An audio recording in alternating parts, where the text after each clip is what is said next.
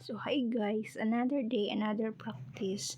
So since karon kay nahuman naman ang kusog kaayo na hangin is mang linilihig na pud tanong kay daghan jud kay nga palit-palit ng mga sagbot. Kana bitang sa kakusog sa hangin wa na kabalo kung asa gikan ang mga basura.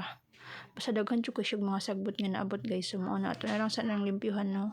Ito lang gid ang paspasan og silhig para nga kung if ever man nga na maabot na sad nga kusog nga hangin di at least nga di na jud kaayo nga na jud katambak ang basura nga kanang limpyuhon nimo na.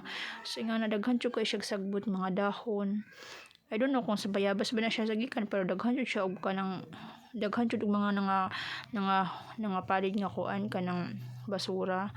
So ato lang napaspasan og limpyo guys no kay parang kanang if ever nga kanang maulan na sad dili na kayo siya kanang barado.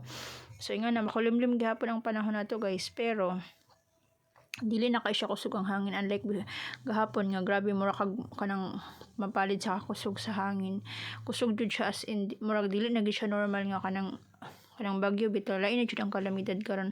So walang limpyo ko na po nagsipat-sipat nga bata no na siya murag feeling pud niya dai lipay kay siya kay nakagawa siya sa balay. So thank you for watching, please like, follow and share.